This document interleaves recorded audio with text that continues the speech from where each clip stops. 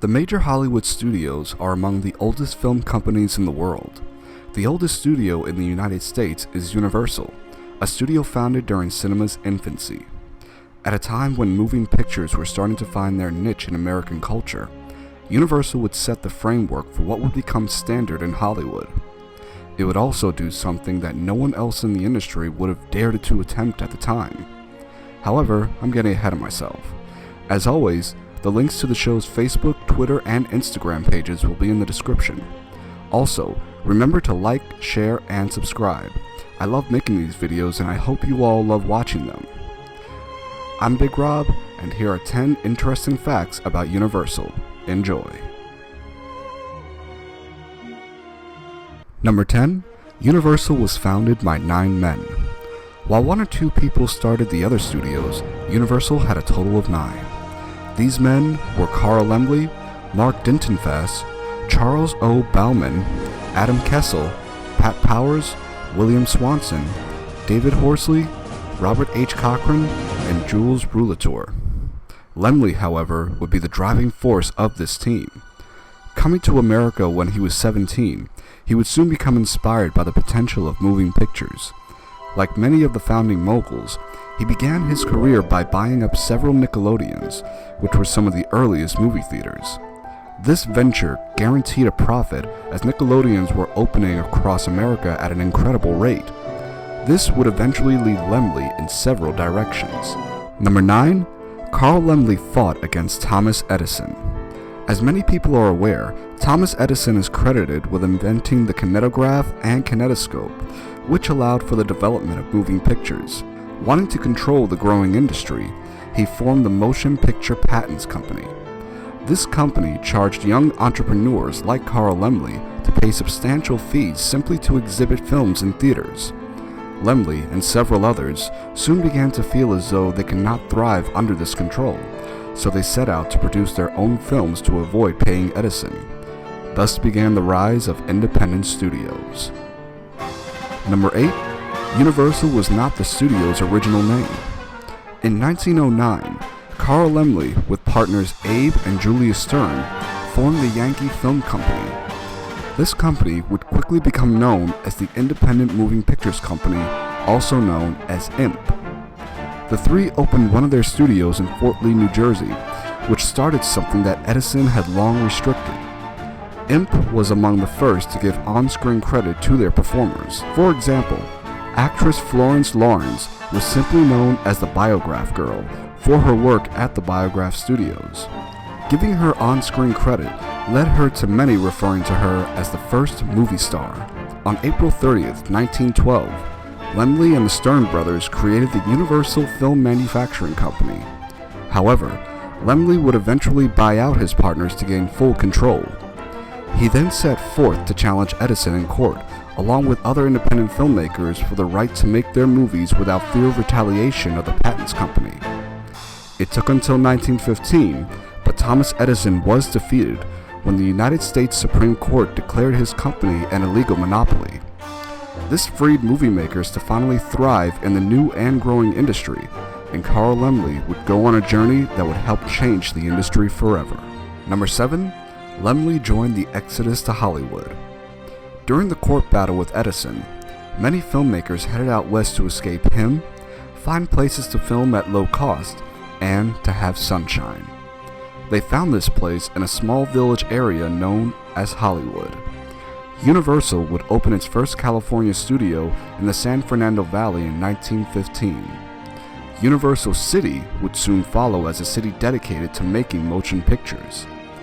Many prominent directors would get their first starts here, such as Jack Conway, John Ford, and Lois Weber, who was one of the few female directors at that time. Universal City was a gamble, as the cost of running it required a lot of business savvy. There was also another issue Universal was facing as the decade was drawing to a close. Number 6. Carl Laemmle was the most cautious of the moguls. While his rivals like Adolf Zukor and the Warner Brothers took risks to achieve success, Carl Laemmle did not want to take huge gambles that could very well backfire. He produced all of Universal's films himself and never once took out a loan from the bank. He also did not acquire a theater chain for Universal, which left him beholden to his rivals for exhibition. This decision would ultimately make it harder for Universal to turn a profit. What's more is that director Erich von Stroheim was more than willing to spend all the money he felt was needed to achieve his visions. Universal produced his films Blind Husbands and Foolish Wives in 1919 and 1922 respectively, and both went over budget.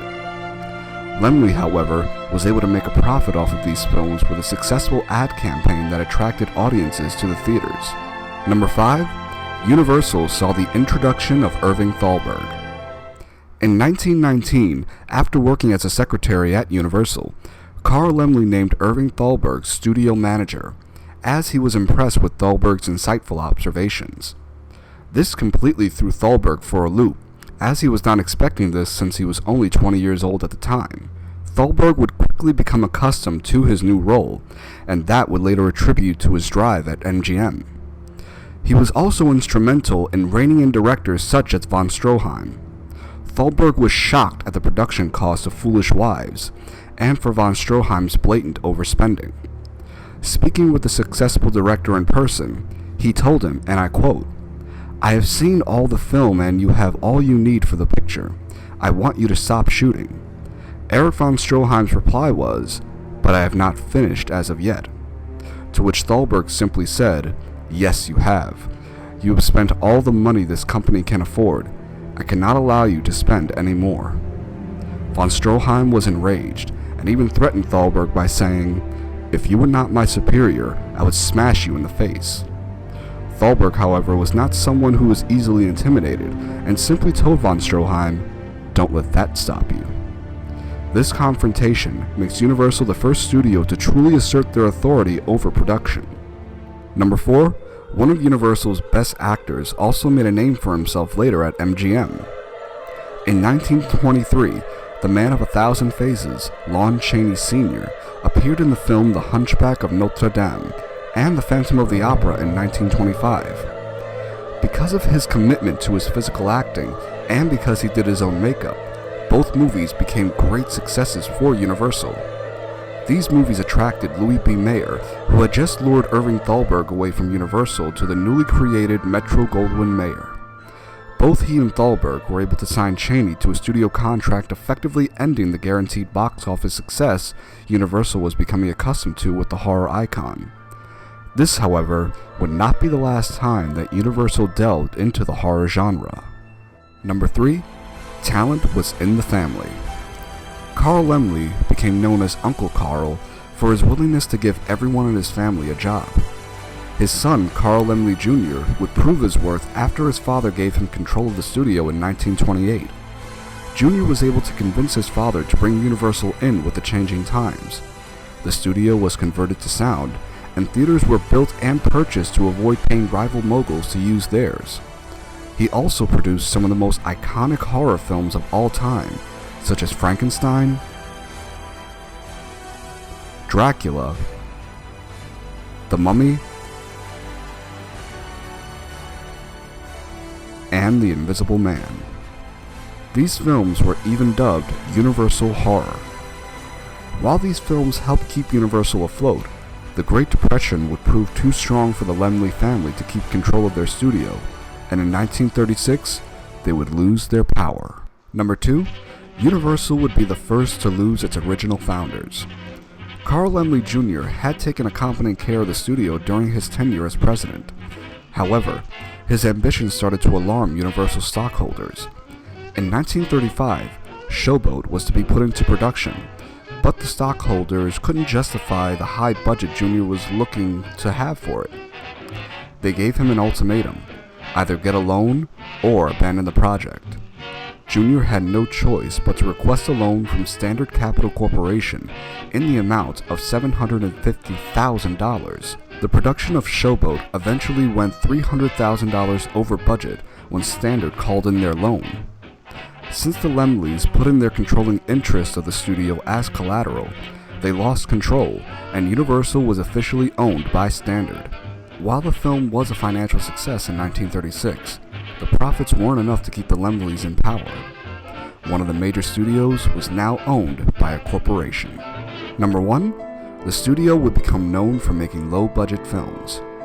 After the Laemmles were put out to pasture, Universal began to become more cost-conscious and started to make what are now known as B pictures.